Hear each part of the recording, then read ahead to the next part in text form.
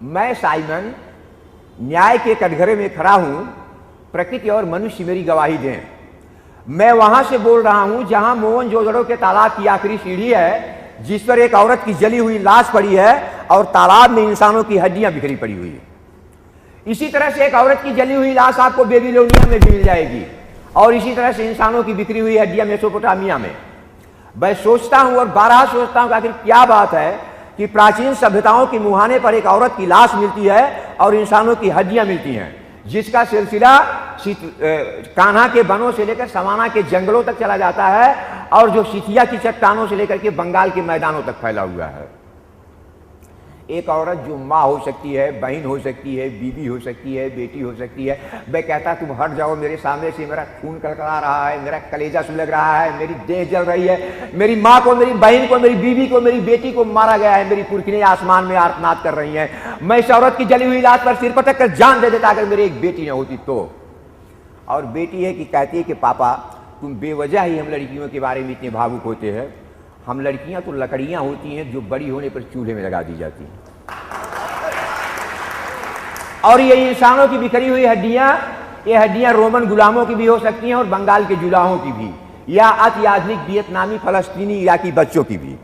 साम्राज्य होता है, चाहे वो रोमन साम्राज्य हो, चाहे ब्रिटिश साम्राज्य या अति आधुनिक अमेरिकी साम्राज्य, जिसका एक ही काम होता है कि पहाड़ों पर, पठारों पर, नदी किनारे, सागर तीरे, मैदानों में इंसानों की हड्डियां बिखेर देना। जो इतिहास को 3 वाक्यों में पूरा करने का दावा पेश करता है कि हमने धरती में सरारे भर दिए, कि हमने धरती में शोले भड़का दिए, कि हमने धरती पर इंसानों की हड्डियां बिखेर दी। लेकिन मैं स्पार्टकस का वंशज, स्पार्टकस की प्रतिज्ञाओं के साथ जीता हूं कि जाओ कह दो सीने से कि हम सारी दुनिया के गुलामों को इकट्ठा करेंगे और एक दिन रोम आएंगे जरूर।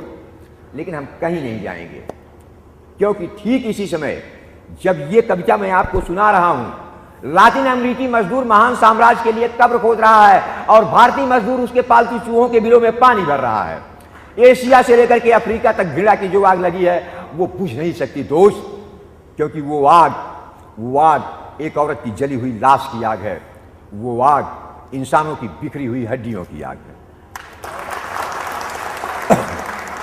इतिहास में पहली स्त्री हत्या उसके बेटे ने अपने बाप के कहने पर की। इतिहास में पहली स्त्री हत्या उसके बेटे ने अपने बाप के कहने पर की। जमदग्नि ने कहा कि वो परशुराम, मैं तुमसे कहता हूं कि तुम अपनी मां का वध करो, और परशुराम ने कर दिया। इस तरह से पुत्र पिता का हुआ और पितृसत्ता आई, और तब पिता ने अपने पुत्रों को मारा। जहांबी ने अपने पद से कहा कि मैं तुमसे कहती हूं कि तुम मेरी संतानों को मुझ में डुबो दो, और राजा शांतन ने अपनी संतानों को गंगा में डुबो दिया। लेकिन शांतन जहांबी का नहीं हुआ, क्योंकि राजा किसी का नहीं होता, लक्ष्मी किसी की नहीं होती, धर्म किसी का नहीं होता, लेकिन राजा के सब होते हैं। गाय भी, गंगा भी, गीता भी और गायत्री भी। और राजा तो खैर, और ईश्वर तो खैर राजा के घोड़ों को घास ही छीलता रहा। बड़ा नेक था बेचारा ईश्वर, राजा का स्वामी भक्त। लेकिन अफसोस है कि अब नहीं रहा, बहुत दिन हुआ मर गया।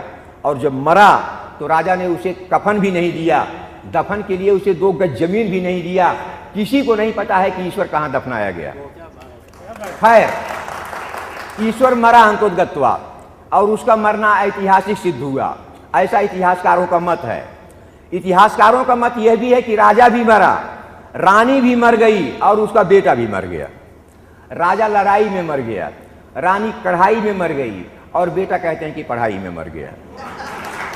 लेकिन राजा का दिया हुआ धन रहा, और धन बचन हुआ और बढ़ता गया। और फिर वही बात कि हर सभ्यता के मुहाने पर एक औरत की जली हुई लाश और इंसानों की बिखरी हुई हड्डियां। ये लाश जली नहीं है, जलाई गई है। ये हड्डियां बिखरी नहीं है, बिखेरी गई हैं। ये आग लगी नहीं है, लगाई गई है। ये लड़ाई छिड़ी नहीं है, छेड़ी गई है। लेकिन कविता भी लिखी नहीं है, लिखी गई है। और जब कविता लिखी जाती है तो आग भड़क जाती है। मैं कहता हूं तुम मुझको बचाओ मेरे लोगों इस आग से, तुम मुझे इस आग से बचाओ मेरे पूरब के लोगों, जिनके सुंदर खेतों को तलवार की नोकों से जोता गया, जिनकी फसलों को रथों के चक्कों के तले रौंदा गया। तुम पश्चिम के लोगों मुझे बचाओ इस आग से, जिनकी स्त्रियों को बाजारों में बेचा गया, जिनके बच्चों को चिवनियों में झोंका गया। तुम उत्तर के लोगों मुझे बचाओ इस आग से, जिनके पुरखों की पीठ पर पहाड़ लाद कर तोड़ा गया। तुम सुदूर दक्षिण के लोगों मुझे इस आग से बचाओ, जिनकी बस्तियों को दावाग्नि में झोंका गया, जिनकी नाव को अतल जलराशियों में डुबोया गया। तुम वे सारे लोग मिलकर मुझे बचाओ जिनके खून के गारे से पिरामिड बने, मीनारें बनी, दीवारें बनी, क्योंकि मुझको बचाना उस स्त्री को बचाना है जिसकी लाश मोहनजोदड़ो के तालाब की आखिरी सीढ़ी पर पड़ी है। मुझको बचाना उन इंसानों को बचाना है जिनकी हड्डियां तालाब में बिखरी पड़ी हैं। मुझको बचाना अपने पुरखों को बचाना है। मुझको बचाना अपने बच्चों को बचाना है। तुम मुझे बचाओ, मैं तुम्हारा कवि।